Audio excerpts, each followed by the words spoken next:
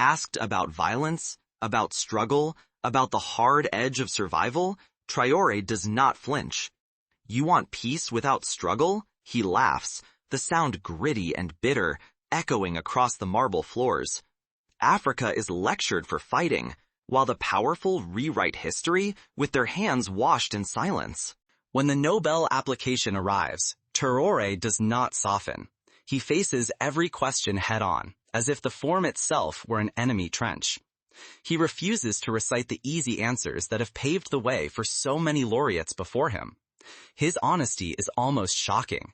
Even his closest allies exchange worried glances as he rejects the idea that peace is clean, comfortable, or ever truly free of scars.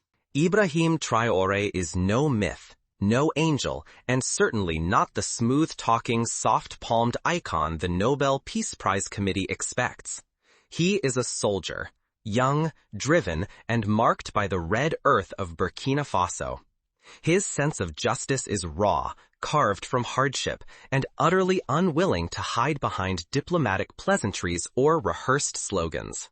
What if the loudest call for peace did not come from behind a polished podium, but from the battered lips of a soldier who refused to bow, not to fear, not to convention, not to the very powers that had shaped the world's notion of order? What if, for the first time in living memory, the world's oldest and most coveted prize, crafted for saints, diplomats, and those who fit the mold, was suddenly within reach of a man covered in the red dust of his homeland, a man whose hands bore the calluses of war, and whose eyes carried the haunted wisdom of survival? The risk is huge. The stakes are nothing less than who gets to write the story of peace, who is allowed to matter, and who is expected to remain silent. He tears through the polite illusions. For Traoré, peace is not the absence of conflict. Peace is the presence of justice, real justice, claimed and defended, even at great cost. His words do not soothe, they provoke, crackling through the room and daring the Nobel to live up to its own promise. But how did a young soldier from Burkina Faso dare to stand at that threshold? The answer lies in the battles he fought long before the world was watching, in a history that echoes with the footsteps of those who refused to be erased. In that moment, Traoré does more than fill out an application. He exposes the silence expected from Africa, and he refuses to accept it. The air shifts. If his defiance is dismissed, the continent's voice risks being pushed back into the shadows. But if Traoré's truth crashes through, if a soldier's challenge forces the prize to change, then the gatekeepers lose their monopoly on defining peace, and new voices finally storm the stage. How does a man with dusty boots and empty pockets come to stand against the world's most powerful forces? In Burkina Faso, this was not an abstract question. It was the heartbeat of a nation desperate to survive. For decades, the country suffered under a suffocating shadow. Corruption drained hope from every corner. Foreign uniforms marched through villages, and hunger was an uninvited guest at every meal. The leaders dressed in expensive suits and bowed to outsiders, while ordinary families scraped by with empty plates and restless nights. Ibrahim Traoré was born from this struggle. He wore a soldier's uniform, but not for privilege. It was a weight, stitched with dust and duty. He walked the same cracked roads as his neighbors, his boots gathering the same red earth. He saw mothers gripping their children at the sound of distant gunfire, and farmers abandoning fields because fear grew faster than millet.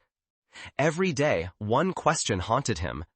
If I risk my life for a country that cannot protect its own, who am I truly serving?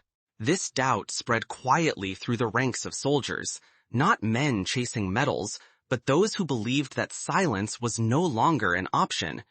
When the old regime finally collapsed, it did not fall beneath foreign missiles or international pressure. It shattered under the collective will of its own sons and daughters, who rose with a single demand: justice must belong to us. Traoré, boots still battered, stood before the people for the very first time as their new leader. He did not claim a crown or trumpet his triumph. Instead, he spoke plainly. I am not above you. I am among you. These words, simple but electric, sparked hope across the country. For the first time in years, people felt the land beneath their feet might truly be theirs again.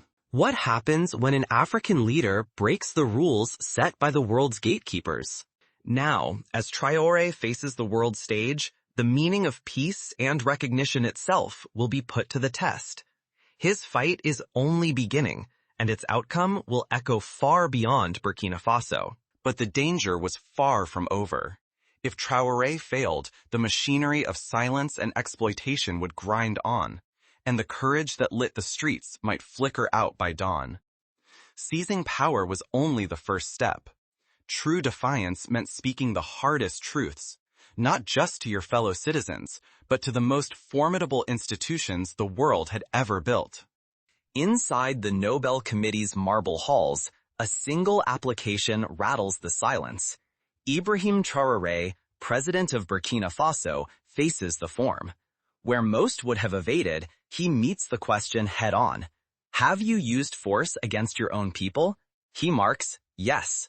His explanation explodes across the page, a challenge hurled at the heart of global order.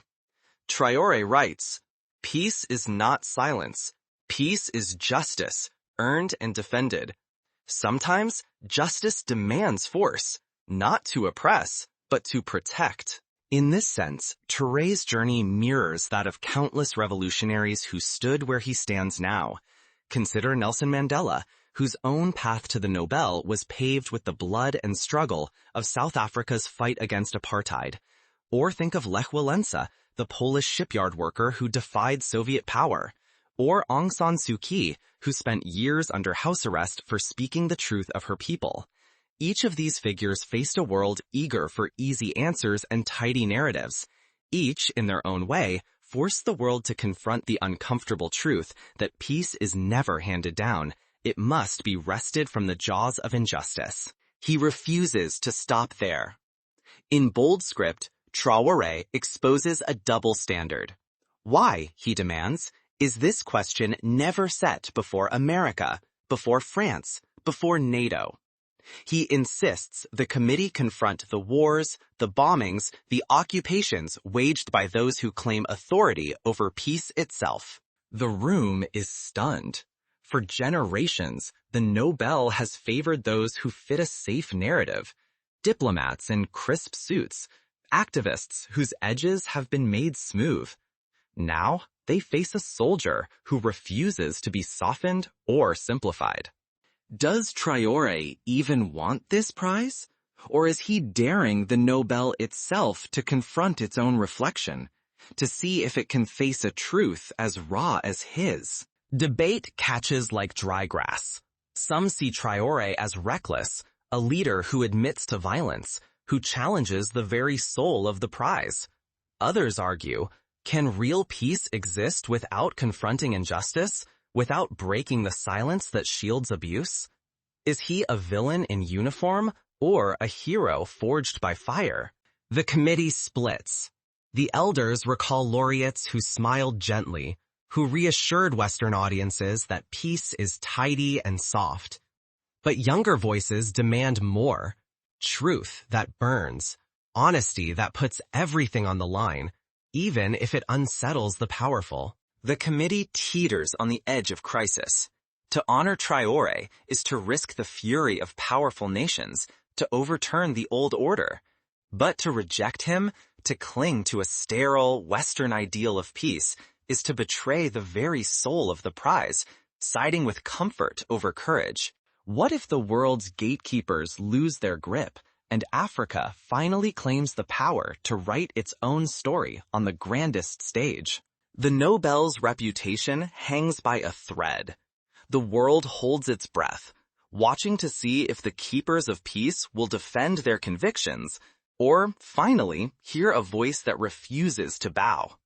A decision must be made, but the committee's doubts only grow as the world's reaction intensifies. Outside, pressure mounts, and Traoré's defiant words echo far beyond the marble halls. For the first time, a son of Africa stands at the center of the world's attention, not as a subject, but as a shaper of destiny. The announcement lands like a lightning strike. Across the continent, streets fill with people draped in flags, their voices rising in songs that sound like freedom. In Dakar, Lagos, and Ouagadougou, crowds dance as if history itself is shifting beneath their feet.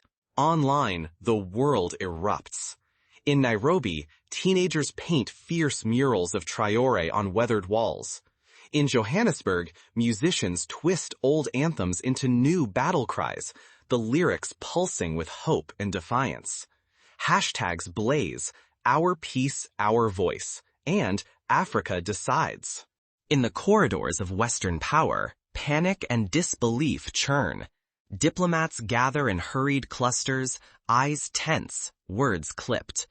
Headlines in New York and London label the nomination a provocation, while think tanks scramble to craft urgent memos.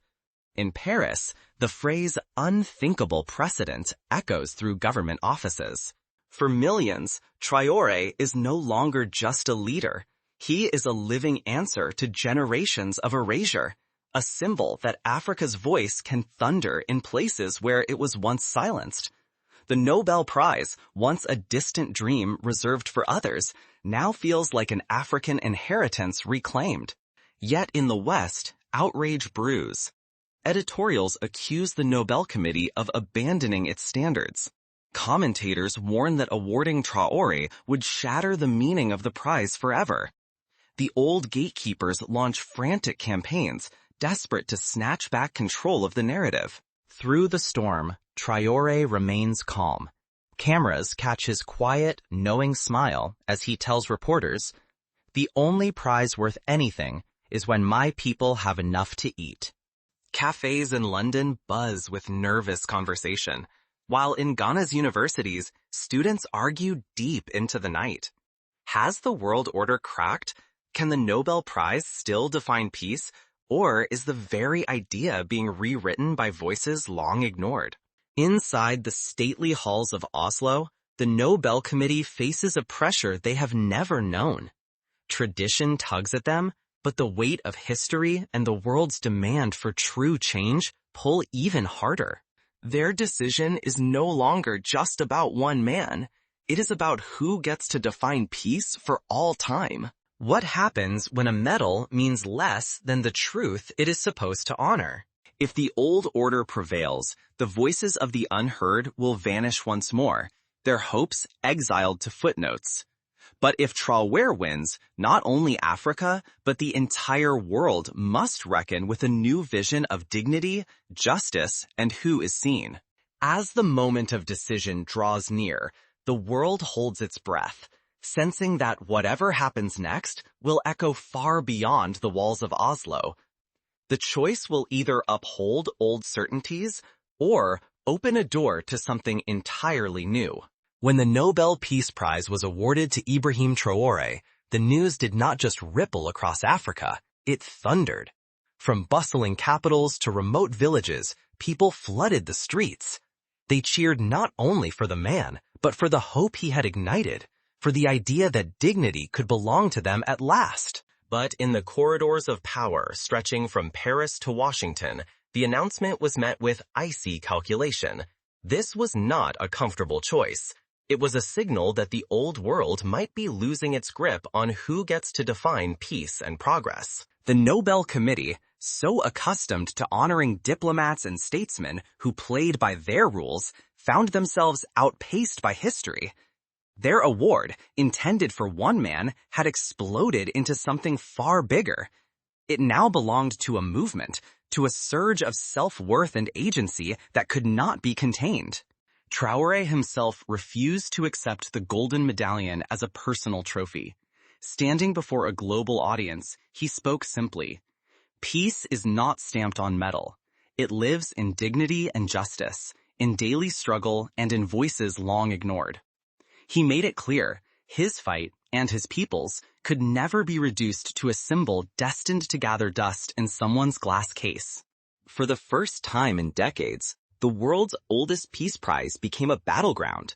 In classrooms from Dakar to Detroit, in crowded cafes and late-night radio shows, arguments erupted. Had the Nobel finally chosen a cause greater than its own reputation? Or was it just trying to catch up to a truth too immense to ignore? Across the continent, the reaction was electric. Young artists painted sweeping murals of resistance and hope.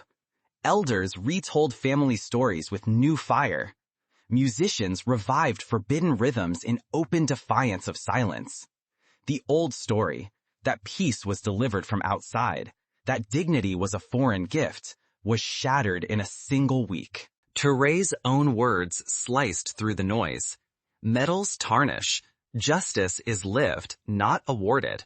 Dignity is defined by those who claim it, not by those who watch from a distance. The story is not over. As the world grapples with Traoré's example, the question of who shapes peace and who gets to define dignity remains more urgent than ever. This is the uncomfortable lesson. If we spend our lives seeking approval from old powers, we risk missing the substance of justice and the roots of self-worth. But when ordinary people reclaim the right to define their own dignity, they begin to carve out not just their own future, but the future of history itself. When the world's most coveted prize is forced to change its very definition, what will you demand? From your own life? From your own leaders? Now, the challenge stands before you. Will you accept the definitions handed down from the powerful? Or will you forge your own meaning of justice and worth? This is no longer a question about medals or headlines. It is about what you demand of your world and of yourself. This is not just the ending of Ibrahim Traoré's story, nor merely the tale of a medal. It is a turning point for anyone whose dignity has ever been measured by distant powers. It is a crossroads for every voice told to be quiet so that someone else could enjoy their comfortable peace. Traoré's victory forced the world to look into a mirror it had avoided for too long. Not just Burkina Faso, not just Africa, but every nation, every person who has ever been told to wait for someone else to validate their worth. His challenge was stark. Will you let others define your peace, or will you seize the right to define it for yourself? For generations, the Nobel Peace Prize was a golden seal, awarded not for shaking the world, but for making it look calm. It was given to those who fit the preferred image of peace, orderly, polite, unthreatening. But what happens when someone refuses to fit? When a leader breaks the velvet ropes of tradition and defies the rituals of apology and permission? There is real risk in letting others write your story. You might be rewarded with comfort, or even celebrated by those above you. But you risk living a borrowed life, your justice postponed so someone else can keep their peace undisturbed. You risk becoming a footnote in someone else's narrative, never the author of your own. Yet if you choose to define your peace on your own terms, you step onto a harder path. You may find yourself criticized, isolated, even targeted by those who benefit from your silence. But in that struggle, something vital returns: dignity, truth, the power to shape your own future. Because the real prize was never a medal. The true reward is the courage to decide who you are, and whose approval, if any, you will let matter. Now, as the applause fades and the world's attention moves on, ask yourself, will you accept a peace defined by others? Or will you demand a peace built on your own hunger for justice, your own terms, your own voice? Traoré did not ask for the world's permission. He demanded that the world confront itself in the reflection he offered. When a prize built to reward quiet is forced to honor defiance, the question changes. It is not who deserves the Nobel, but whether the Nobel deserves those who refuse to be silenced. But let us not stop at the surface. Let us dig deeper into the fabric of history and the practical lessons that Traoré's defiance offers not just to Africa, but to the world.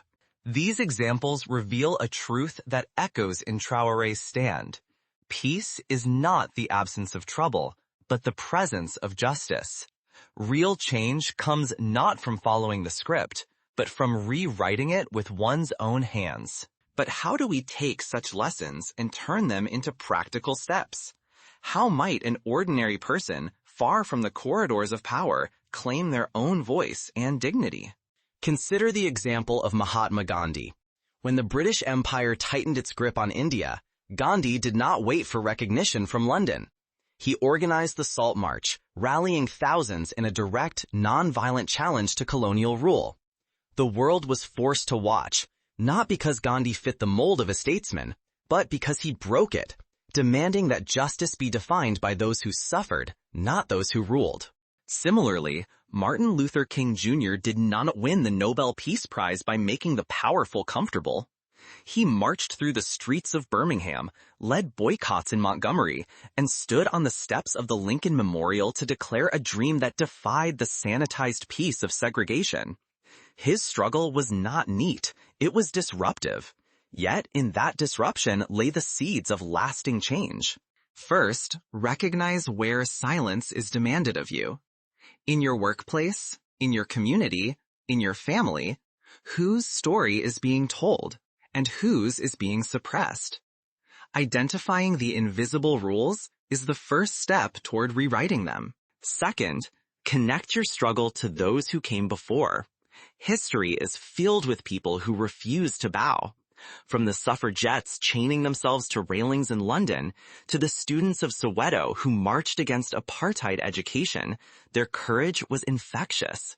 Learn their stories. Let their example embolden you. Third, build solidarity. Traoré's defiance was powerful because he was not alone.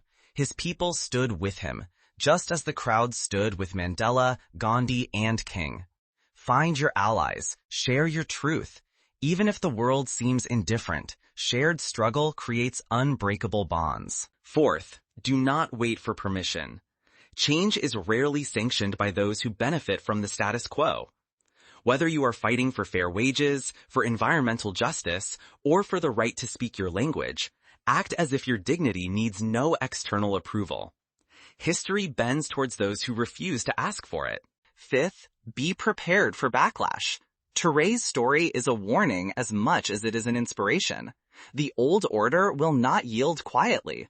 You may be called reckless, dangerous, or naive, but every movement for justice has faced such resistance. Hold to your convictions and let your critics reveal their own motives. Eighth, remember that the process is ongoing. The story of justice is never finished. Traoré's fight did not end with a medal, and neither will yours. Every generation must reclaim its right to define peace for itself. Sixth, redefine success. Traoré's acceptance speech was not a victory lap. It was a reminder that real peace is measured in full bellies, safe homes, and voices heard, not in medals or headlines. Let your own victories be grounded in tangible change, however small, rather than fleeting recognition. Seventh, use your platform, however modest, to amplify the voices of the unheard. Traoré's greatest achievement was not winning the Nobel, but forcing the world to listen to those it had tried to silence. Whether you have a classroom, a community group, or a social media following, make space for the stories that matter. Finally, ask yourself, what will you demand from your leaders, your institutions, and from yourself? Traoré's example challenges us all to move beyond passive acceptance, to become, in our own small or large ways, the authors of our own fate. So, as you listen to this story, let it be more than a tale of a single soldier or a single country. Let it be a call to define your own peace, to claim your own dignity, and to demand that the world meet your truth on your terms. Today, as the world reels from inequality, climate crisis, and new forms of injustice, the need for such courage is as great as ever. The Nobel Peace Prize, for all its glory and gold, is only as meaningful as the struggles it honors. Its value lies not in the medal, but in the movement it inspires. Because in the end, the greatest medal is not the one given by others, but the one you forge through the relentless pursuit of justice, for yourself and for those who will come after you. As we look back through history, it is clear that the moments that truly changed the world were those when the definitions handed down from above were shattered, when the colonized, the oppressed, the voiceless demanded to be seen and heard on their own terms. The abolition of slavery, the fall of Berlin's Wall, the end of apartheid. None of these victories were granted from on high. Each was seized by people who refused to wait for approval. The question is yours. The future waits. Will you accept the world's definitions? Or will you, like Traoré, demand the right to write your own?